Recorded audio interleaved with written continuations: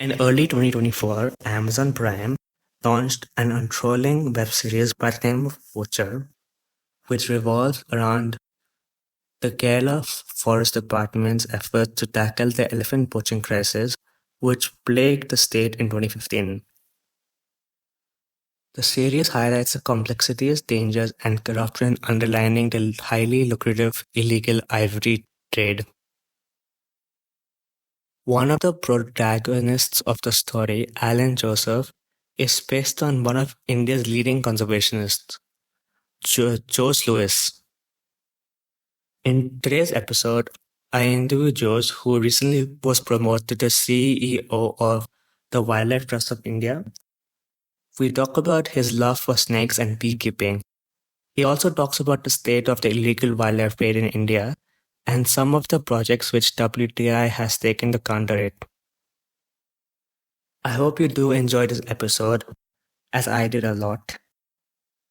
I have put a link to the Poacher web series in the description below, and I'd highly recommend that you guys watch it. Like always, 30% of the revenue generated from this episode through optional paid subscriptions on Substack and YouTube will be donated to the conservation of wildlife around the world, and in this case, Wildlife Trust of India. Anish, it is good to interact with you guys, and yeah, it's a pleasure here. So, we can discuss conservation issues. What sparked your interest in conservation? Well, I still don't have my definite answer. Probably the upbringing, probably the stories my grandfather told, probably the surroundings which I grown up, probably the animals and birds and snakes and all other things I have seen when I was growing up as a child. So all these things had a impact or an influence on me, and that's it. I don't have one single reason which I can tell that okay, this is what influenced me to get into wildlife. So you have worked extensively on snakebite mitigation. How serious is the issue of snake bites in India? Very simple. Tigers, leopards, elephants, rhinos, wolves, gore, sloth bears, everything together probably kill about 500 people every year in this country. Snakes alone kill more than 50,000 people across the country. Simple. The numbers are the evidence. The numbers talk it all. Snakebite is the largest human wildlife conflict across the country, and that is why I looked at snakebite as an important area of intervention. So, what are some ecological and socioeconomic factors which influence the risk of human snake conflicts, and which areas are more likely to be hotspots of snake bites? So, interestingly, if you look at snake bites, you imagine in Tarai landscape where there is a number of tigers in sugarcane fields. Your chances of attacked by a tiger is much lesser than your chances of a snake bite. So, a snake can actually bite you much easier than a tiger will attack you. So, it's the problem is that snakes are all over. Snakes are not limited to forests. Snakes are in your houses. Many people in this country, across the country, a lot of people get bitten by snakes while they are sleeping on ground. So the root cause of the problem or the root cause of the challenge is that we got venomous snake species all across the country except higher Himalayas. We got snakes all over the country, and they share the habitat with people, even in urban environment, rural environment, or semi-urban environment. If you ask me the hotspots, anywhere you have farming activities, that's a hotspot in most part of the country. Monsoon months are the highest snakebite seasons because people are active, snakes are active, and the encounter rates are very high, and there is snakebite. So a couple of days back, we were having a discussion on snakebites with the leading policy and treatment experts of the country. Some stats just show that, every hour you have 5 to 6 snake bites. So, what are the best ways to handle snakes during human snake conflict encounter? First thing itself is don't handle it. I mean, if you have a snake around you, if you are not an absolutely trained expert with the right equipment, don't even think about handling a snake. So the problem is that many people, many rescuers, many so-called rescuers do get bitten when they try to handle snakes. Now, the other thing is that if you are in an area where snakes are common, or if you see snakes, then there are precautionary measures, like, use of simple things like, use a flashlight when you are walking out in the evening, because you probably think that this is my house, the surroundings is me, but in the evening when you walk around, you may step on a snake and the snake will bite in retaliation. So simple things like wearing, you know, angle length shoes or protection things, because if you're working in farmlands, it is better to buy those rubber boots, cheap, they are not very expensive. So wear it if you're in a snake, if you're in an area where you find the common snakes commonly. Or when you are sleeping on the ground, we tell people that a lot of sleep on ground in villages, especially in summer or even in monsoon season, dry inside the house. Put a mosquito net around you to safeguard you from snakes and mosquitoes. There are simple ways to keep snakes away from your houses. Keep your house clean, because most of the time, snakes like cobras enter into house in search of their food, which is rats. So, for example, if you have a house which has got rats in it, there's a higher possibility of cobras coming. So, these are simple methods, simple tricks to ensure that you don't get bitten by a snake. So you are the founder of IndiaSnakes. What was the goal of this initiative? Well, I started IndiaSnakes as a website in 2010 with a simple aim that, books were costly for a lot of people. Like, if somebody wanted to know something about snake species in India, where to go? You have to buy a book. So the books were costly. I thought, why don't we website? So that was the initial idea. So then we put about 20, 30 snakes, common snakes of India, and we had the guts and courage to start IndiaSnakes.org. And then it expanded, and now I have about 300 species listed in the. Hi, and I can't hear you. Like you're not on mute, but I can't hear you. Like suddenly, after you said books, like you're. I can see you talk, but nothing's coming. Like a voice is not coming through. Hear me now?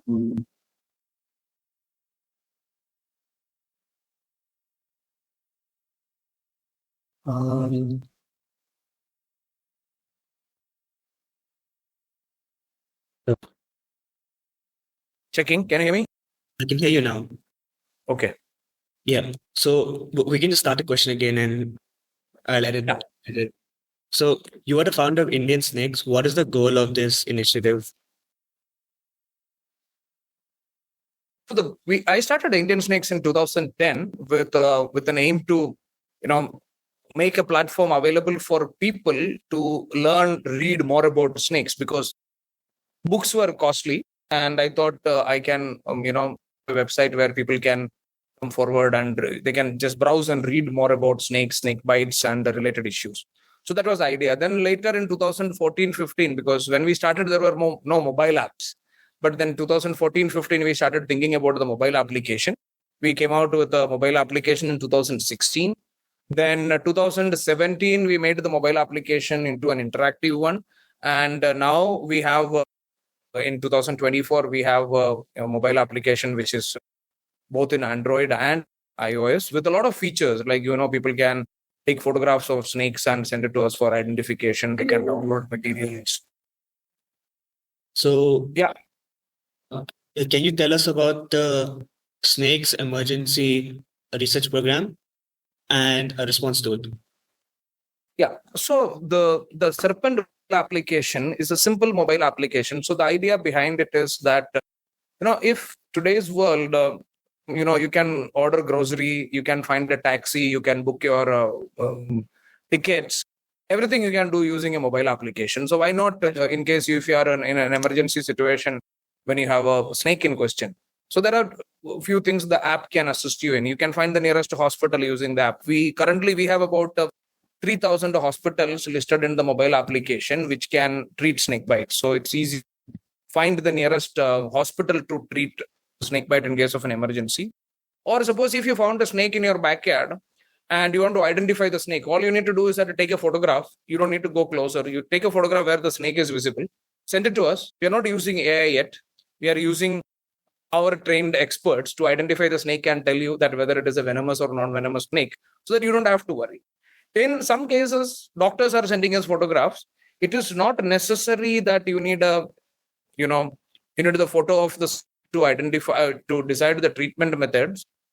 You can actually use the polyvalent antivenom, but the photograph of the snake will help us to identify whether it is a venomous or non-venomous bite to begin with. So wherever people can avail services on these kind of emergencies, the app can help. Or if you want to read something about snakes, you want to watch a video on snakes and snake bites. So most of the things you can use the mobile application. You recently became the CEO of the Wildlife Trust of India. What is your vision, long-term vision for the organization? The organization has a very clear vision to secure the natural heritage of the country, and that vision itself is my guiding star. And it's an organization with about 25 years of conservation history and a lot of experience and expertise which is within the organization. So it's a big responsibility which is given to me by the board and the seniors in this organization. So my vision is to take this organization a step higher every year. Very simple. So throughout your career at WDI, you have worked extensively on combating the illegal wildlife trade. Could you give a brief overview of the current state of the illegal wildlife trade in India? So I was lucky enough to work with leaders like Ashok Kumar and Vivek, who actually set the initial days or initial efforts to counter illegal wildlife trade from civil society point of view. So I started working with understanding various kinds of trade. So you need to understand the trade from the field experiences. So I spent a lot of time in the field, traveling, interacting with suspect, and spending time with people, understanding how the trade is happening, understanding the dynamics of illegal wildlife trade. So in last 20 years of my experience, a lot of things changed. Earlier, it was largely tiger-related trade and then ivory. Now we are looking at a trade which is happening online. Still, things like lesser-known species coming up, like mongoose, monitor lizards, marine products. So it's a mixed bag of things. Like you have a lot of traditional illegal wildlife trade happening. New things are coming, new methodologies, new ways. Like people using Instagram or Telegram or Facebook pages, WhatsApp to conduct trade. All that is happening. The trade has changed into a more complicated, thing. And earlier it was people who are interested in certain products, but now it is also converted into demand for live animals, like live animals, exotics, which are imported into India. Indian animals are in great demand in some other countries. So the animals are going from our country to other countries. So like any other illegal activity, this is also, changing its shape, changing its methods, changing its modus operandi and all. So India is a major hub for the exotic wildlife trade. We have a lot of non-native species being traded in India. What factors contribute to this? Well, the demand, because now Indians got the disposable money to buy this exotic wildlife, and that is it. Very simple. That earlier it was not there. So one is the money power to buy these things. Second thing is the ease of availability, because now you can network using your digital tools. So people can, you have a WhatsApp group where people start showcasing various animals which they can sell. Then somebody will connect the buyer and buy it. And then there are methods to transfer money from one point to another point. So there are a number of enabling factors which are supporting. And as it is a customer driven or demand driven industry, the more people read about it, the more people see, kind of animals which are available in other countries. There is a need for, ownership, the need for, it's an interesting animal to keep. So that's when they start demanding for it, and the market is ready to cater it. Every year we are getting hundreds or thousands of exotic animals into the country. Some of them are CITES protected, which are prohibited to be traded in the country without proper channels. But some of these animals, exotics, which are coming into the country are not listed in CITES. So that way it is not illegal. But the problem is that the kind of issues which they can create, like, they can become invasive in our ecosystem. So very, very strange and very different kind of problems which we are going to face in the coming future. Mark my words, we will have a problem of different kind of invasive animals in our ecosystem soon. So, although India has been a signatory of CITES since 1976, it was only ratified in 2023 through the Wildlife Protection Amendment Act. So, what caused the delay in what caused such a long delay in ratifying CITES, and what impact will the ratification have on wildlife trade in India?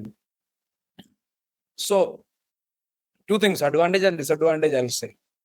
Earlier, people were not aware what is protected under CITES, what is not protected under CITES. Now, as it is ratified and as it is part of the Wildlife Protection Act, don't think that our traders don't know what they are trading. They know the scientific names. Now, they look at the Wildlife Protection Act and they will say that, oh, this particular species is not in the Wildlife Protection Act or in CITES list.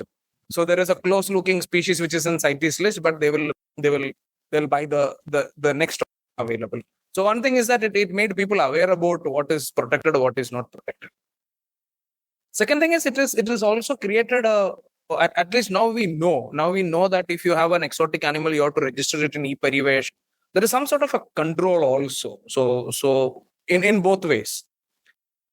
So in some ways it is good, some ways it is, it's giving an opportunity for people to see what is not in CITES and freely trade in that. So the implementation of CITES policies are very important. It is not just coming into the Wildlife Protection Act. It's not the final goal. It is to ensure the protection is the final goal. So, what have been some key changes in the recent Wildlife Protection Amendment Act concerning wildlife trade beyond the ratification to CITES? Well, we have reduced the number of schedules. We have reduced the numbers into Schedule 1, 2, and 3. And punishments have increased. Some definitions changed. Some definitions changed for good. Some definitions changed for not so good reasons. So there are, again, largely it is a good thing that some of the legal loopholes, some of the gray areas are plugged. So overall, it's a good change in 2023, and definitely the inclusion of CITES is now, at least we have guidelines what to do with the animals which are not earlier listed in the Wildlife Protection Act.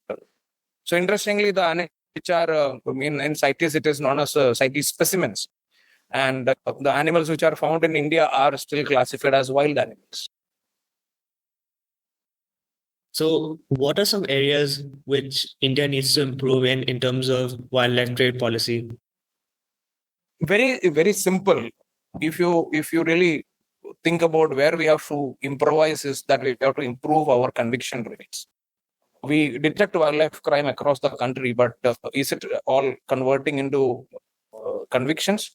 It may not. So that is the biggest challenge. If you are not able to set strong precedents in convictions, and by convicting people who are involved in wildlife trade, then it is just, it's like a simple petty crime that you get caught and nothing happens. So that's actually further fueling the trade, because then you're minimizing the risk of a person, but you're maximizing the profits. Then people will start thinking that, okay, this is an illegal business where you can actually make a lot of money, but your chances of getting convicted is very less.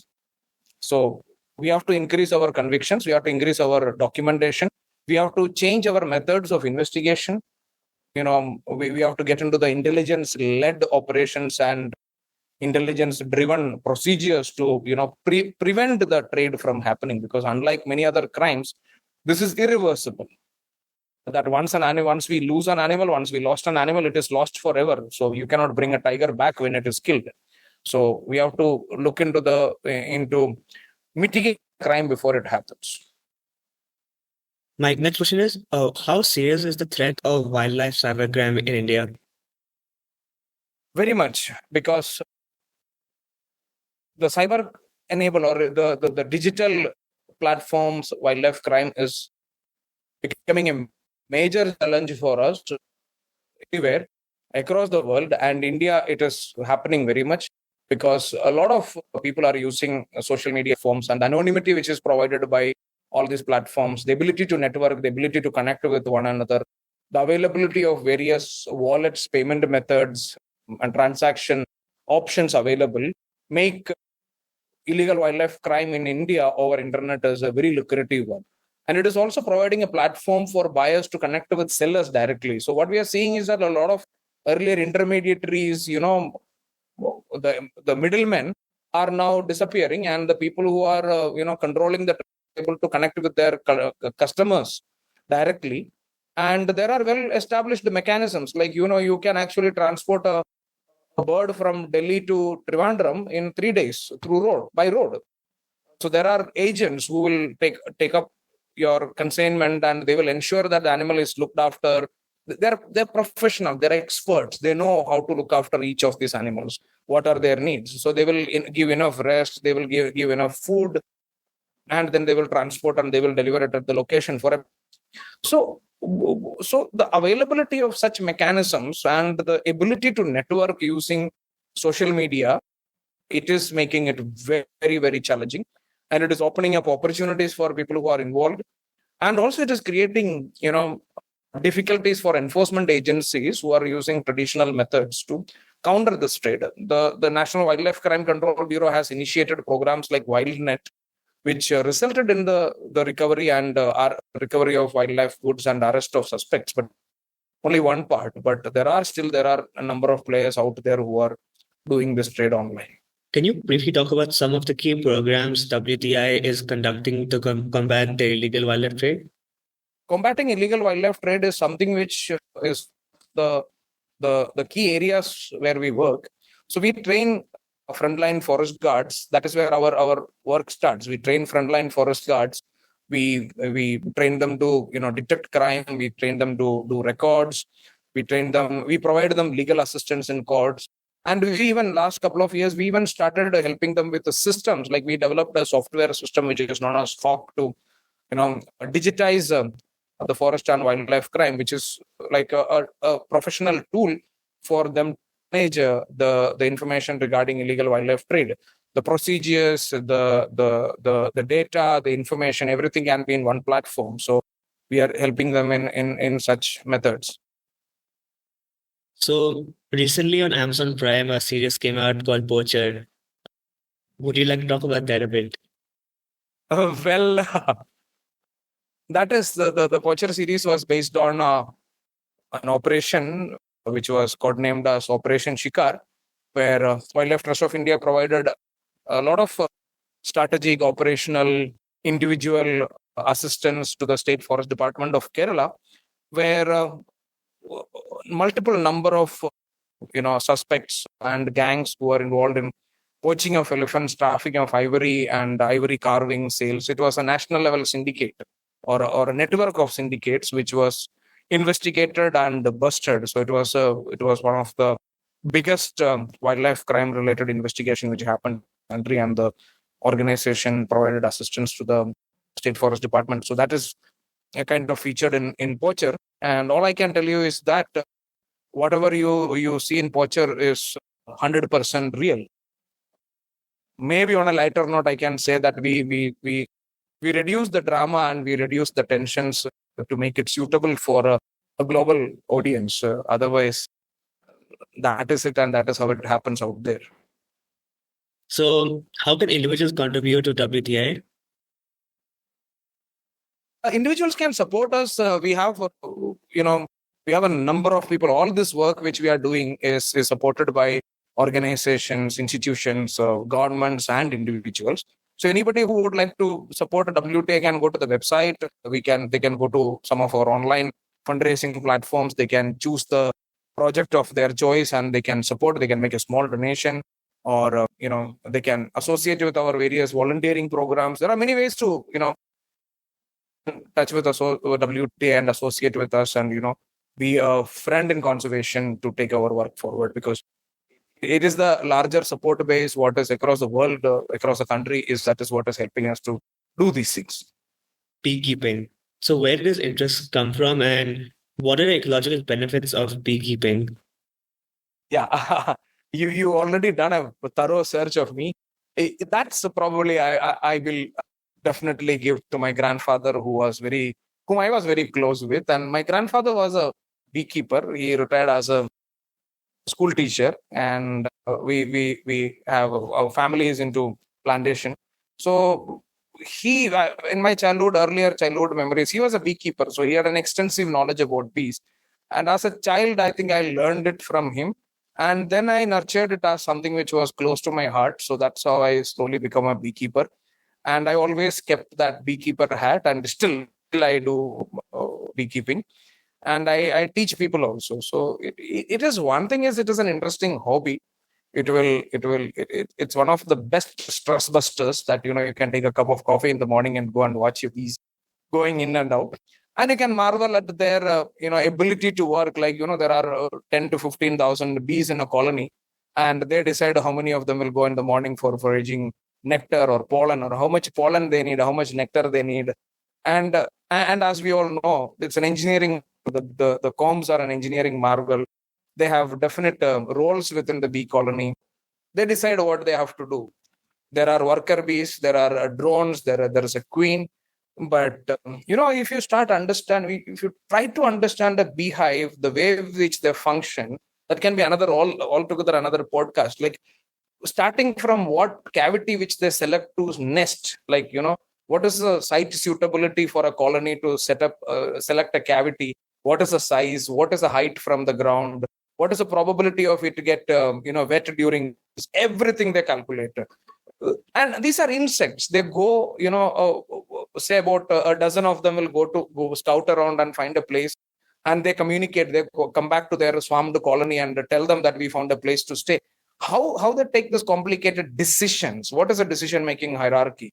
If you ask me, is the queen bee taking the decision? Probably not, because a queen is only responsible for laying eggs. But how they organize all these things, like you imagine, if you have 5 members in a family, you move into a new apartment, you will have 50 different opinions, for the site selection.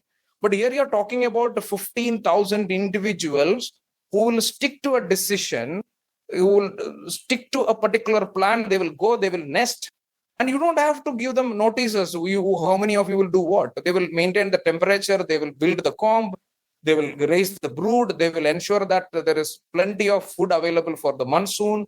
They will ensure that whenever it is best suitable time, they will get to swarm. There's a lot of decision making happening in a beehive. So it's a mystery still. We only studied about a few things about bees, but many other things, many other parts of a beehive, people still don't know. Their engineering, their ability to manage certain things, we really don't know. So that is one part of it. The other side of it, they're the pollinators. At the end of the day, they play a very important role in the ecosystem as pollinators. You need bees, and that's another project or another dream thing which I want to start, is that how unattended colonies in your surroundings, like boxes or beehiving locations where nobody will disturb them. No honey collection, nothing. You just give them a space to build their combs and survive there. So yeah, a lot to talk about bees. So my final question for you is that what has been some of the most prominent challenges and most memorable moments from your conservation career so far? Well, there are a number of them, but I don't, I really don't know what is all I can tell is that the best is yet to come. There is, every time when I thought that, okay, this is it, this is the epitome of what what you can do, whether it is rescuing an animal or whether it is going undercover. Sometimes you start thinking that, oh, this is it, this is like the Everest of it.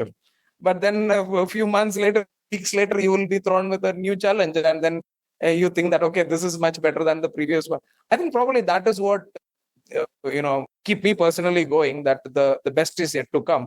I mean, it's not a cliche, but I really look forward for the next challenge, because whether it is, I mean, largely I worked on wildlife crime in my professional life with Wildlife Trust of India. So it's always, good to wait for the next gang. So that was the final question I had for you today. Thank you so much for your time. Thank you. Was a great pleasure. Good talking to you. And all the best. Thank you for doing this. We have reached the end of this episode of the Think Wildlife podcast. If you are still listening, thank you, and I hope you enjoyed this podcast and learned something new about conservation. Feel free to leave your thoughts on the episode and don't forget to share and subscribe. Before we end the podcast, I would like to share another podcast on Indian wildlife called The Thing About Wildlife by Ishika Ramakrishna. Also, for those who would like to learn more about conservation in India, I have attached a link to 3 books on Indian wildlife, which I highly recommend. One is a field guide to the mammals of India by Vivek Menon, which is by far one of the most detailed field guides I have seen from anywhere in the world. The second is titled At the Feet of Living Things, written by the various conservationists at the Nature Conservation Foundation. It covers 25 years of the organization's research, ranging from the conservation of snow leopards in Spiti Valley to rainforest restoration in Annamalai and dugong conservation in the Andaman and Nicobar Islands.